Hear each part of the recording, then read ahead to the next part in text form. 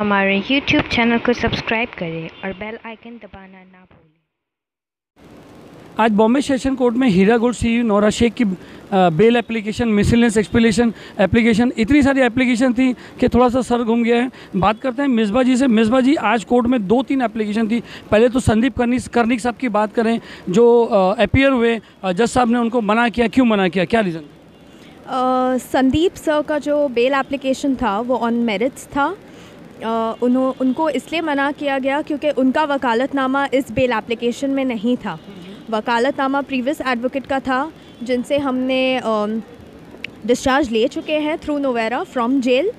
अभी नजमा जो हमारी कलीग है उनका वकालतनामा है, बट वो ऑब्जेक्ट कर रहे थे कि नजमा जो एडवोकेट नजमा है उनके वकालतनामा पे भी वो अपीयर नहीं कर सकते। वो ऑब्जेक्शन था आज। साहब ने खुद ऑब्जेक्शन लिया उसके बारे में। उन्होंने कहा है कि एक वकील बेल एप्लीकेशन फाइल करता है, दूसरा जो है एनओसी लेके आता है, फिर तीसरा खड़ा करते हैं। बट जनरल प्रैक्टिस देखा गया है कि कोर्ट में, हाई कोर्ट्स में, सुप्रीम कोर्ट्स में जो एडवोकेट ऑन रिकॉर्ड होते हैं उनकी बिहाफ में जो है सीनियर एडवोकेट्स आर्ग्यू करते हैं। जी बिल्कुल, ये प्रैक्टिस है। इनफैक्ट ये डेजिग्नेटेड प्रैक्टिस है। हाई कोर्ट्स में जो डेजिग्नेटेड काउंसिल्स होते हैं, सीनियर काउंसिल्स जिसको हम कहते हैं, वो अपना वकालतनामा नहीं फ़ाइल करते हैं। वकालतनामा या तो इंस्ट्रक्टिंग एडवोकेट जो होता है वो फ़ाइल करता है या तो उनके जूनियर्स फ़ाइल करते हैं, और उस वकालतनामा पर फिर जो हमारे जो सीनियर काउंसिल है वो अपीयर करते हैं हाई कोर्ट के सामने और वो ही आर्ग्यू करते हैं। तो क्या लगता है जनरल प्रैक्टिस? जज साहब इसको आगे परस्यू करेंगे, इनको अलाउ करेंगे? अलाउ करना चाहिए क्योंकि ये हाई कोर्ट और सुप्रीम कोर्ट का प्रैक्टिस है।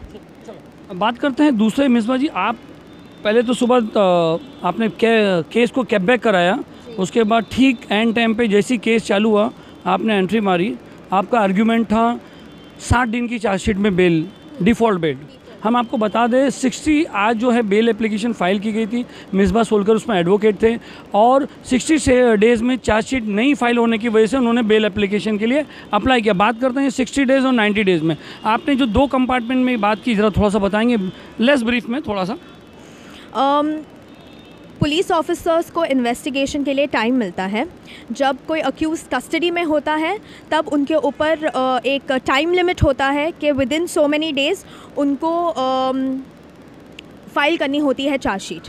अभी 2 कंपार्टमेंट्स की जो बात आप कर रहे हैं, एक है ऑफेंसेस, मतलब जो गुनाह है जिसमें पनिशमेंट 10 साल के ऊपर और लाइफ इम्प्रिजनमेंट और डेथ, मतलब पूरी ज़िंदगी का कैद, और जो डेथ है, डेथ पेनल्टी, वो एक कंपार्टमेंट में। उसमें 90 डेज़ में उसमें 90 डेज़ है क्योंकि वो ऑफेंसेस जो है वो बहुत संगीन होते हैं जिसके लिए इन्वेस्टिगेशन 90 डेज़ में चार्जशीट फाइल करना होता है। जी, वो टाइम लिमिट होता है।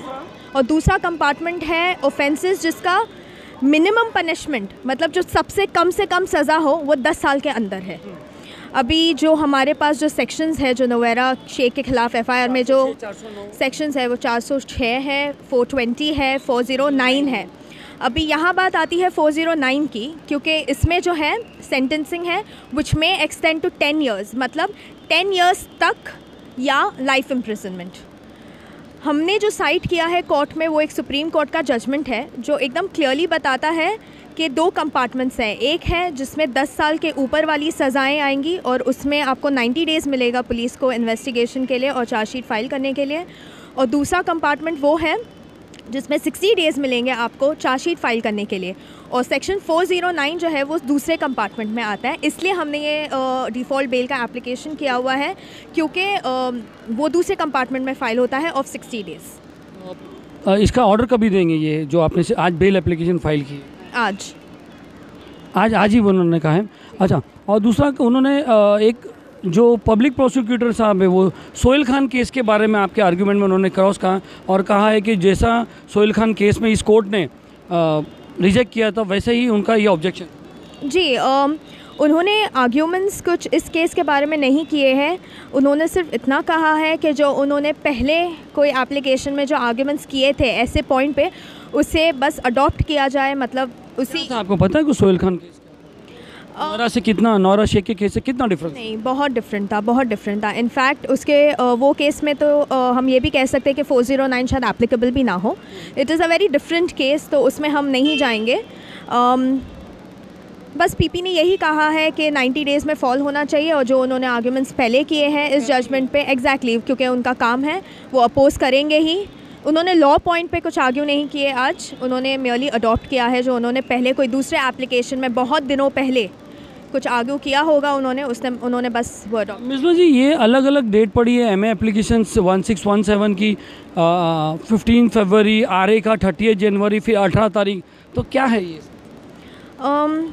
ये बहुत सारे एप्लीकेशंस हैं जो एक केस में हुए। एक होता है रिमांड एप्लीकेशन जो अभी चल रहा है, वो आपका मेन केस है, उसमें एप्लीकेशंस हुए हैं। एक है बेल एप्लीकेशन जो ऑन मेरिट्स है, मतलब on the facts of the case on law point, वो ऑन मेरिट्स है, वो एक है। सेकंड हमारा एप्लीकेशन डिफ़ॉल्ट बेल पर है। थर्ड एक मिसलेनियस एप्लीकेशन है जो कस्टडी ट्रांसफ़र हो गई है चित्तूर में, उस पर आते हैं। आपने जैसा आपको बताया कि एक जो केस में प्रोडक्शन वारंट इशू करे, जी, क्योंकि हम चाहते हैं कि नोवेरा शेख को वापस यहाँ पर लाया जाए, क्योंकि ये कोर्ट के ही ऑर्डर्स थे।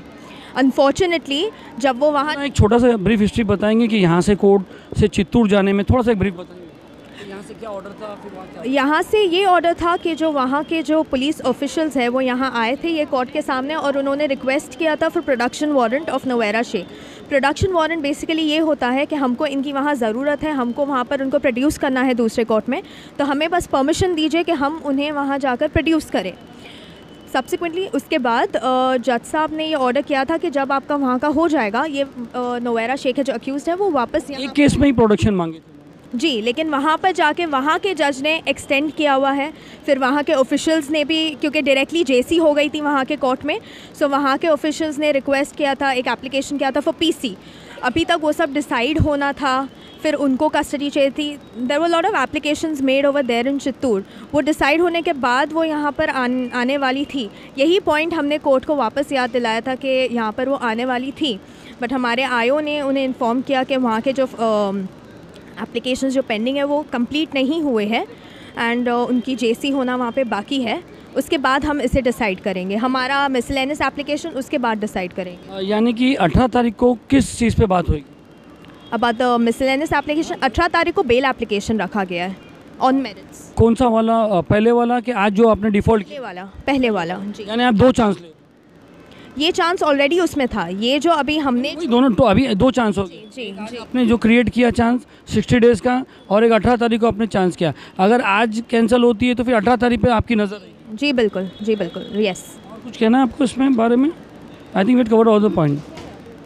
Right, thank you very much Nisba ji, carry on. And बहुत अच्छा आपका आर्ग्यूमेंट था। Best of luck for your bail today. Right, thank you so much. हम आपको बता दें टोटल 273 कंप्लेंट्स गई हुई है, 275 कंप्लेंट तक जा चुकी है, 18.5 करोड़ की टोटल कंप्लेंट हो चुकी है। 210 तकरीबन बैंक अकाउंट सीज़ किए गए हैं नोवेरा शेख के, पूरे टोटल 209, जिसमें तकरीबन 22 करोड़ रुपए बताया जा रहा है। और नवी मुंबई वगैरह सब प्रॉपर्टी मिलेगी 43 करोड़ की प्रॉपर्टी, 45 से 43 करोड़ की जो प्रॉपर्टी है वो सीज़ की गई है। ऐसा यहाँ पर एप्लीकेशन फाइल हुआ है, पता चला है यहाँ पर। यानी टोटल 273 कंप्लेंट हुई है, 18 करोड़ की।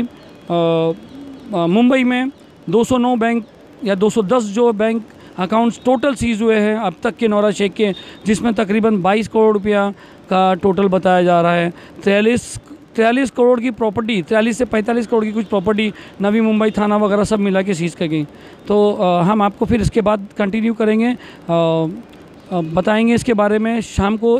जो आज जो बेल एप्लीकेशन इन्होंने फ़ाइल किया है 60 डेज़ और 90 डेज़ चार्जशीट के ऊपर, वो हम आपको शाम को बताएंगे। जब तक के लिए सलीम शेख, गली न्यूज़।